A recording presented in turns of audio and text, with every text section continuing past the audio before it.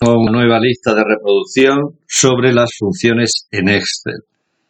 La potencia de Excel viene fundamentalmente por sus cálculos.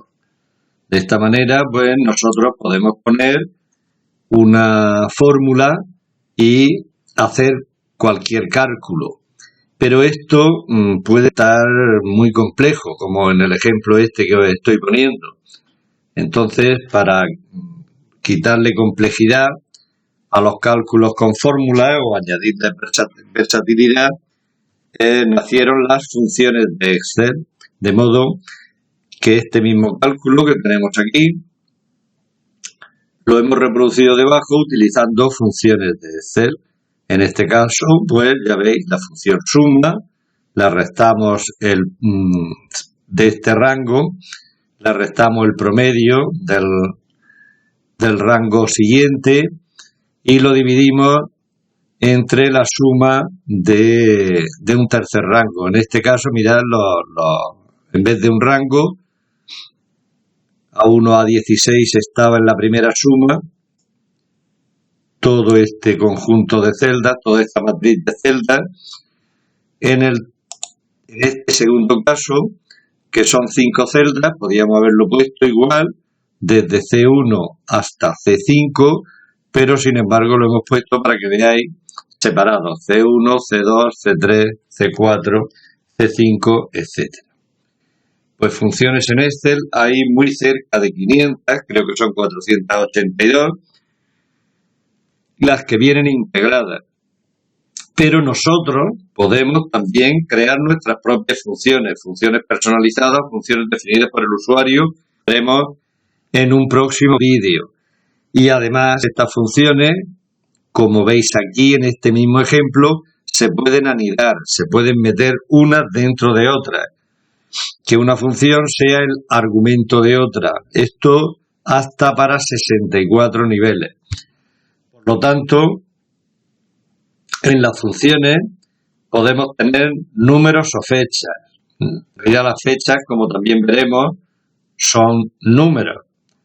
En este ejemplo, pues he utilizado una fecha, el día laborable, días laborables que hay entre una fecha de inicio y una fecha de fin, que son estas dos celdas de aquí. Puede haber texto como argumentos de las funciones. En este caso, pues, 4 caracteres a la derecha de B8. Entonces, donde ponía hola Pepe en B8, pues 4 caracteres a la derecha, Pepe. Podemos utilizar valores lógicos. Es lógico B18, es decir, es un valor lógico B18 en B18, el resultado es verdadero. Pues sí, nos dice que es verdadero porque es realmente un valor lógico. Errores. ¿Es error B17?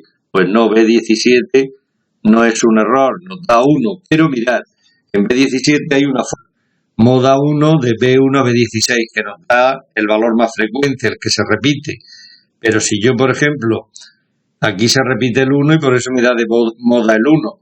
Pero si yo ahí quito el 1 o pongo otro número, entonces me da un error. Moda 1 me da un error y entonces la función es error B17 me dice que es verdadero, que hay un error en B17. Referencias, como todas las anteriores, y nombres también. Se pueden utilizar nombres, ya veremos el uso de nombres para las funciones, que es muy interesante. Por ejemplo, yo en B11 está aquí, he puesto un nombre. Ese rango, esa celda, se llama celda vacía. De modo que la fórmula que hay en B18 dice es blanco celda vacía. El argumento, es decir, el argumento de esa fórmula es un nombre. Y funciones y fórmulas, como hemos visto en esta primera, que hay funciones y fórmulas como argumentos de la propia función. Pues bien, vamos a ver, ya los estáis viendo, los elementos y la sintaxis de las funciones. Lo primero, hay que poner un signo igual. Después, el nombre de la función. Después van paréntesis de apertura y cierre. Paréntesis de apertura y cierre que contienen los argumentos de la función que están separados por separadores. Normalmente utilizará los separadores del sistema operativo que están en panel de control configuración regional, donde la coma es el separador decimal, el punto el separador de miles y en este caso entonces el punto y coma es el separador de argumentos de las funciones.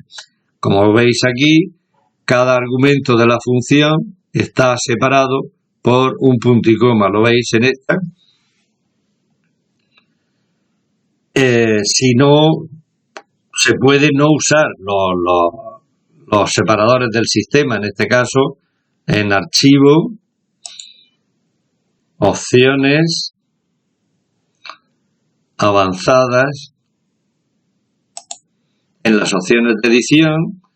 Si se desmarca usar separadores del sistema, no los va a usar y podríamos cambiar nosotros el separador decimal en vez de la coma, utilizar el punto, el separador de miles la coma, como utilizan los anglosajones.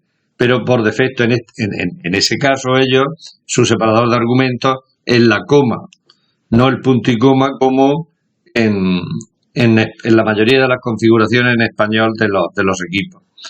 Pues bien, que sepáis que estos, los separadores de argumentos, se pueden cambiar. Y luego con respecto a los argumentos, no ya a sus tipos, que son los que hemos visto aquí, sino a sus clases, pues pueden ser obligatorios. Por ejemplo, en la función suma debe tener obligatoriamente argumentos. Si no son obligatorios, o sea, si no hay argumentos no te va a dar un resultado. Aquí por lo menos pues hay un número, el número 1. Pueden ser opcionales, como en días laborales que estaba en I2.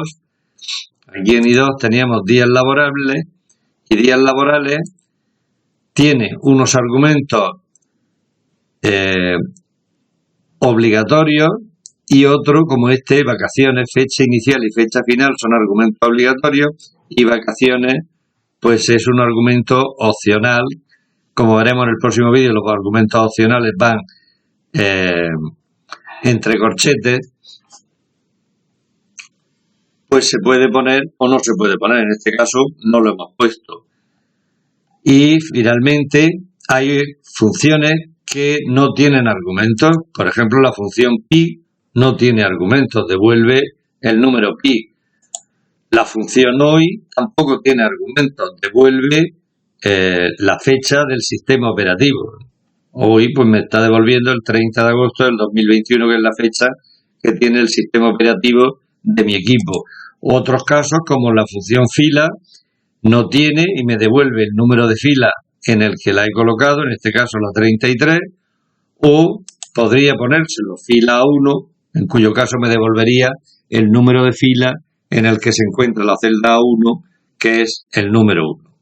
Pues bien, en el próximo vídeo continuaremos hablando de las funciones, sus argumentos y de cómo insertarlos.